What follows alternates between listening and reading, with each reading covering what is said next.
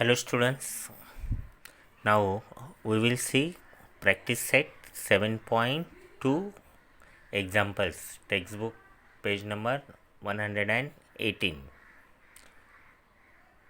Open your textbook, see what is given in question number 1. Observe the figure. Figure दिए आपको और क्या बताया है, diameter PQ and diameter RS of the circle with center C. C is the center of the circle and diameter PQ and diameter RS are perpendicular to each other. क्या बताया, ये जो डायमीटर है दो PQ एंड RS, ये एक दूसरे से कैसे परपेंडिकुलर है. परपेंडिकुलर मतलब क्या है, इनके बीच में कौन सा एंगल है, 90 degree. Means angle PCS 90 degree दिया है.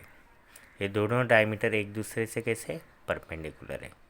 आपको क्या बताया है, क्या पूछा है, स्टेट वाई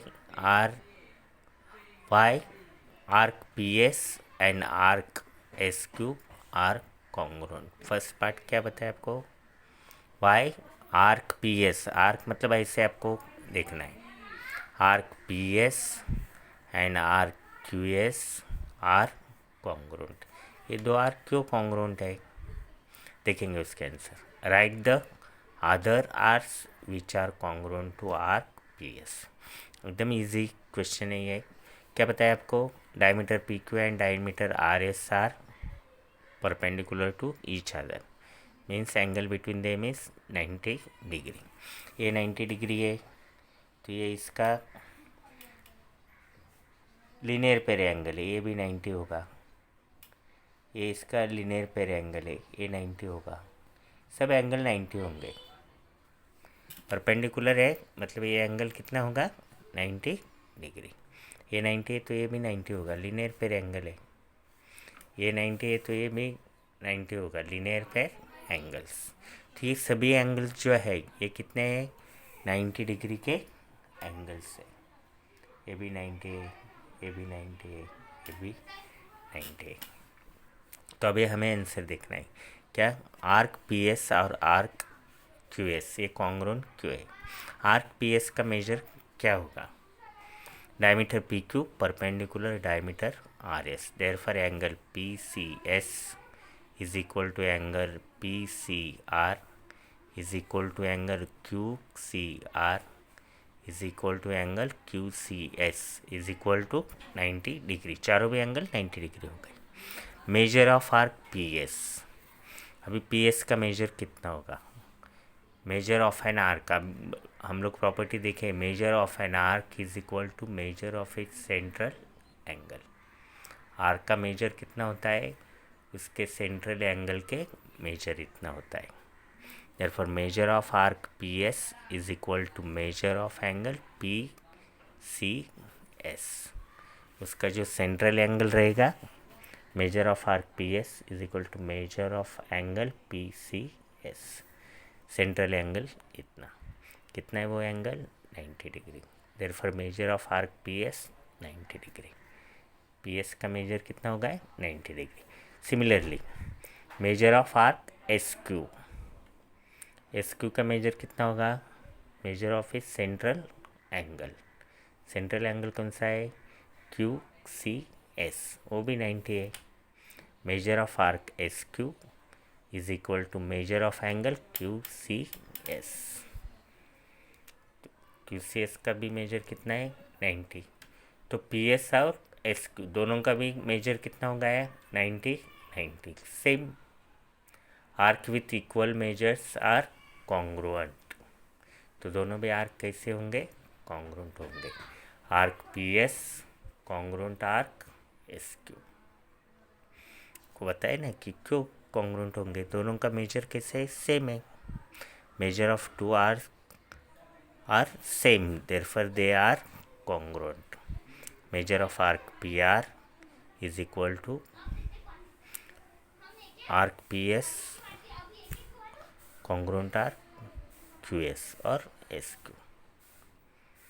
और क्या पूछा है आपको, write the other arcs which are congruent to arc P S से और कौन से आर्क कॉन्ग्रुएंट है, ये सब 90 वाले है ना, तो ये चारों भी आर्क कॉन्ग्रुएंट है।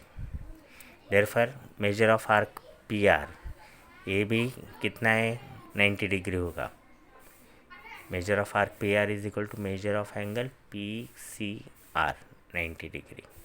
Measure of arc Q R का भी मेजर कितना होगा, equal to angle Q C R 90 degree. तो ये चारों भी जो आर्क है ये 90 डिग्री के, arc P S congruent arc Q S congruent arc Q are congruent arc P are. तो ये सभी आर्क्स कैसे कॉन्ग्रुएंट है।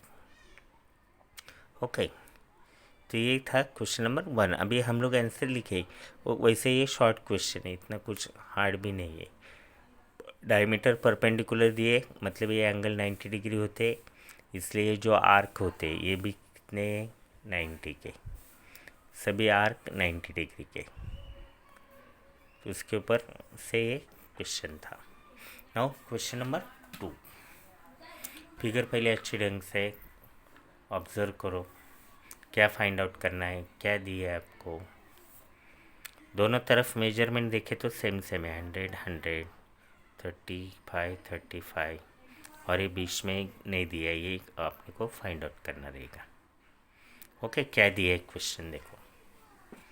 In the adjoining figure O is the center whose diameter is, O is the center of the circle whose diameter is mn।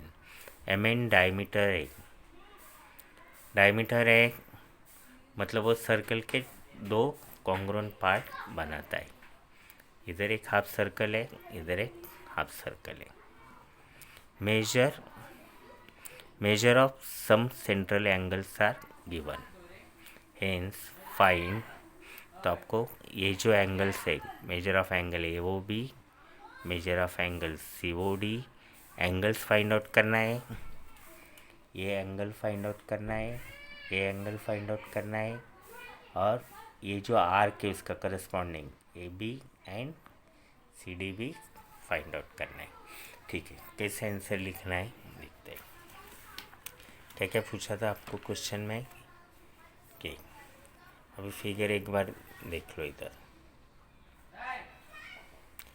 Angle A O B ये find out करना है, angle A O B, और angle C O D ये angle. और दूसरा क्या पूछा है, show that arc A B congruent arc C D. ये जो आर्क है, आर्क ए बी और आर्क सी डी दोनों कॉन्ग्रुएंट दिखाना है। 45 45 आने वाला है उसका आंसर। सेम मेजर आता है तो वो कॉन्ग्रुएंट होते हैं।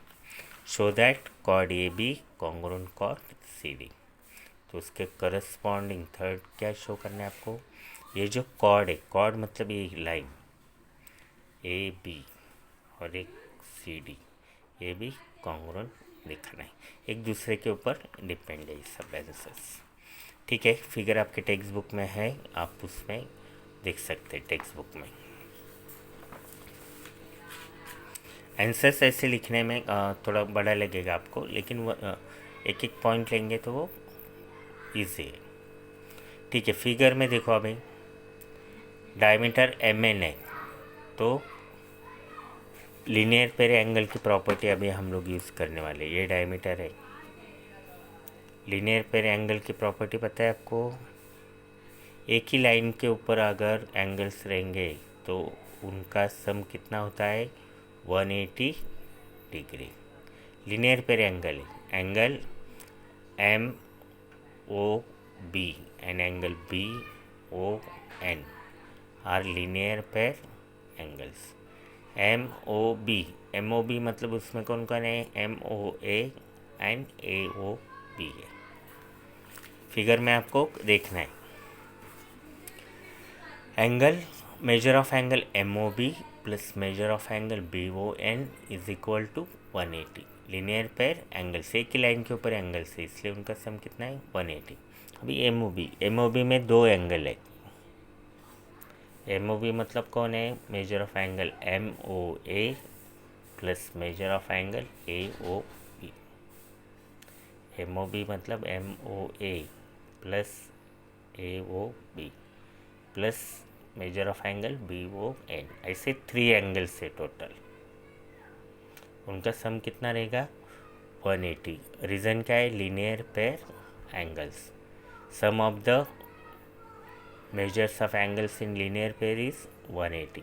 एक ही लाइन के ऊपर तीनों भी एंगल है, इसलिए उनका सम कितना होगा? 180 डिग्री। तीनों भी एंगल का सम 180 डिग्री रहेगा। तो ये हम लोग थर्ड वाला फाइंड आउट कर सकते हैं। सब्स्टिट्यूट करो। एम ओ ए इसका मेजर है 100 डिग्री।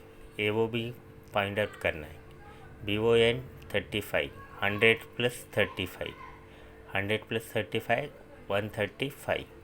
इधर जाके वो माइनस होगा, 180 माइनस 135 45 डिग्री।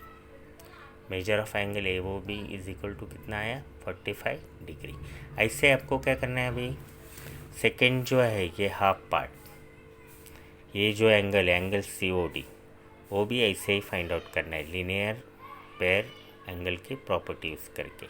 ये तीनों भी एंगल का सम कितना होगा? 180 डिग्री।